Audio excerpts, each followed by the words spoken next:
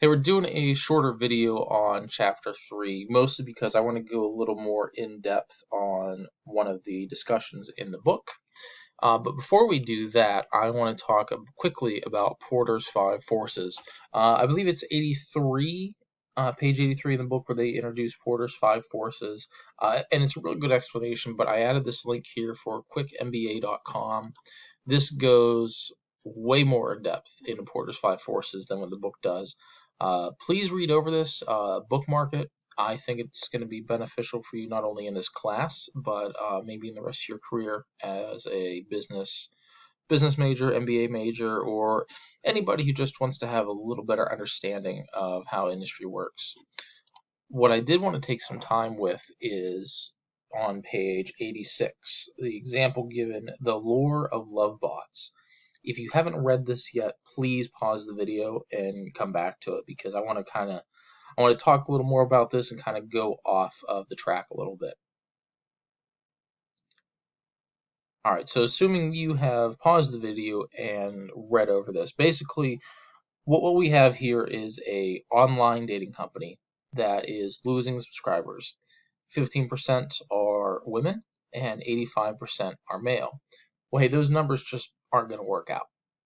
Online dating companies need people to pay their subscription, and people are going to pay their subscription if they are either A, meeting somebody in real life, or B, at least interacting and feeling like they're going to meet somebody in real life. So we have a gentleman here, Thomas, who has this idea to save the company. Hey, we're going to make all these bots that are going to interact with our large base of male subscribers and make them think that they are having a genuine, legitimate conversation with this woman, probably for a couple weeks, and eventually she's going to cut it off because, hey, she found somebody else. Well, this gives the allure, this gives the illusion that this is a really vibrant companies. It's a really vibrant website. Hey, I might not have met her in real life, but we had a conversation, and because she's a bot, unbeknownst to the 85% of the male subscribers, another one's gonna come along and message him in his inbox. So we're really getting into a business ethics decision here. Is this ethical? We're using bots to trick people to think that the website has more women than what it really does. Um, I want to go into this because even though this is a made up scenario, and hey, for all I know, maybe real dating sites do the same thing, but I want to kind of go off the track a little bit and talk about marketing and advertising because we see artificial intelligence being used more and more to target ads directly to you as a consumer. We've probably all seen or heard the example where, hey, my phone must hear me talking because I was talking about needing new shoes earlier, and now I'm getting all these shoe ads. Well, there is some truth to that, and Alexa and Google Home aside, there's a lot going on in the deep, deep software of your phone. Your history searches are being used by other programs. Your GPS location is being used by other programs. You might have been searching for new shoes a couple weeks ago, but now that your phone via GPS knows you're in a mall or in a shopping area that has a shoe store, you could see an ad for that shoe store. And given some of the other information on your phone, you might have ordered shoes a while ago and they might know, hey, this guy's a size 11 and a half. Well, all right, hey, today we have a sale, size 11 and a half shoes, 10% off. We can really target advertising very specific to people now. And a lot of this is through artificial intelligence, it's through cloud computing, and it's through analyzing all of this data that we we as consumers make on a daily basis. I want you to think, starting today, your Google searches or whatever your search engine of choice is, your interactions on social media, anything that you did online, what information can be drawn from you? Think about that. Anytime you search for something, I need new clothes, I need new I want to try a new restaurant or a new food. We're building a profile for your shopping tastes that advertisers and marketers can tap into, because a lot of the times when we get those big readmes, end user license agreements, we just click, yeah, sure, whatever. I'm not going to read this. I agree to it.